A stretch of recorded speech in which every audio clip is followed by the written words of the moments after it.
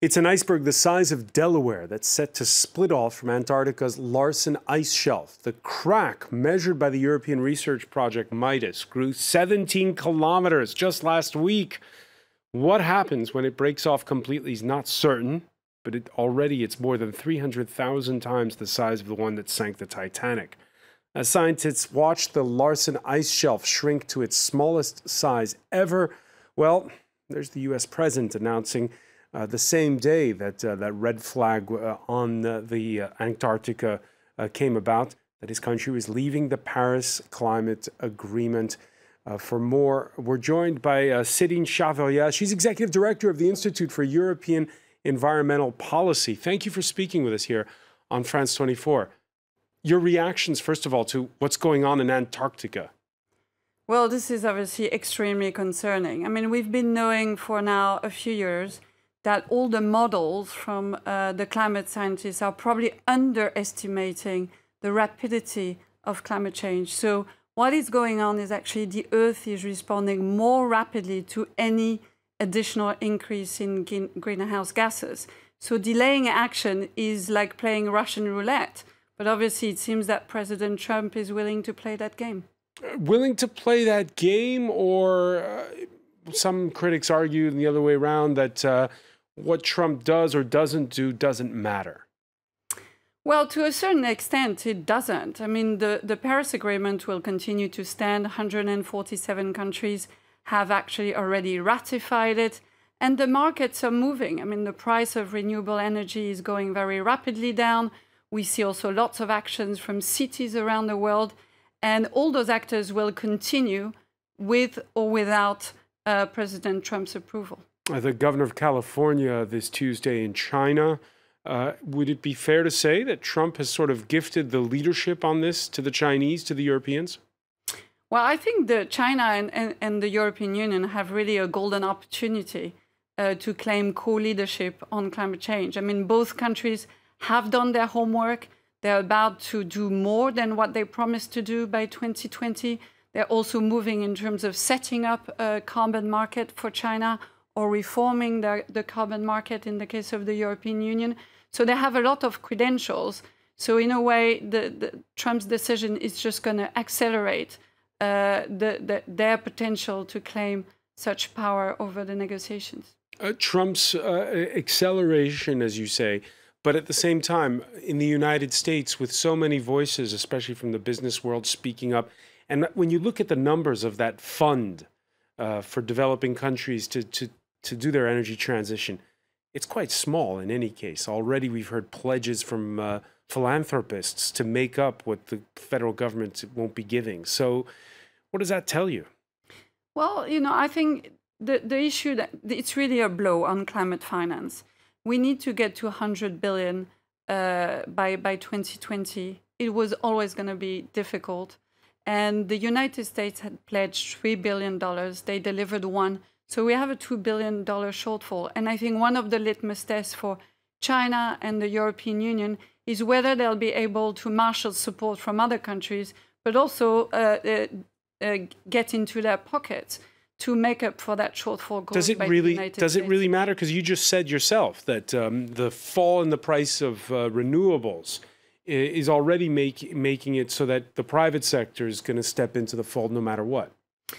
Well, the issue is that for the world's poorest countries, there is not necessarily money flowing from the private sector in terms of their ability to mitigate against climate, emissions.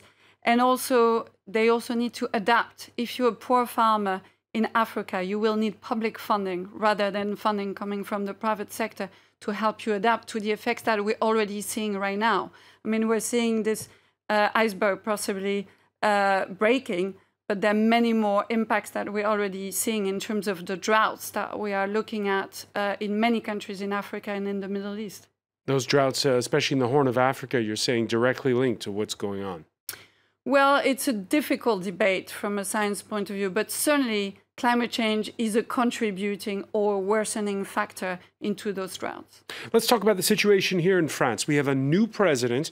He has hired I guess the most popular person in his cabinet is this TV personality by the name of Nicolas Hulot, who became an environmentalist who'd been courted many times, entering the government this time around, but it's not really clear just how much power he'll wield. Is this just a big announcement, or does this show that Emmanuel Macron is serious about an energy transition in a nation that relies heavily on atomic energy and on fuel?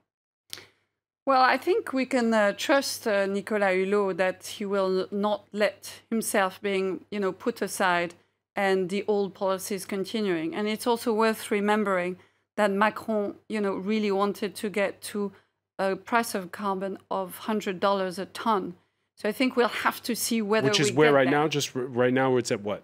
Well, it's less than 10. So we are very far from that. So I think again we'll have to see what is going on in terms of exact policies, and also whether Macron can push the ambition of the European up, because at the moment the reform of the carbon trading system is not showing that we'll get anywhere near 100 euro a ton. What needs to be done? Well, I think the main thing is Europe needs to stop protecting the most polluting industries and realize how much of a potential there is in terms of green growth. McKinsey just published a report showing that if you went to a more circular economy, which really reduces the use of natural resources, that could bring 1.8 trillion euros in benefits for the European economy. So I think it's important to look at the economy for the future, but also to think about the stranded workers, the stranded communities and territories that might lose their job in the transition. And that's what really we should focusing on. Yeah, and that's a big issue here in France, where the closure of nuclear power plants, which are not carbon emitting, is drawing a lot of heat, and there's resistance among a lot of politicians when it comes to closing these aging plants. Well, I think that's legitimate. If you are a local politician faced with such closure and you're not receiving the proper support from the state that will allow you to retrain workers, but also to think of new sectors and business opportunities for the territory you're in, of course you would be against it. So we really need to look at a just transition. If you don't have social justice, you will not have a low carbon transition. One final question for you. When you look at the events of the past year, Céline Charveria, the Donald Trump walking away, it was in December 2015 when there was the signing of this agreement. It's been criticized as too weak. You criticized it yourself, but it was this kind of multilateral moment. What's the future hold when it comes to that? Is this something that the whole planet can agree on?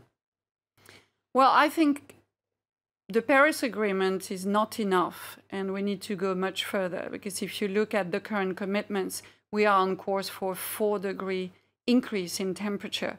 But it is a very important bedrock, and I think the most exciting element of the Paris Agreement is the alliance that we're starting to see between cities, civil society, and the business sectors, who will provide the innovation and make the transition happen in practice. Céline Charveria, many thanks for being with us here on France 24. Thank you. Céline Charveria, Executive Director of the Institute for European Environmental Policy. Stay with us. There's more to come here on France 24. More news, plus the day's business and sports.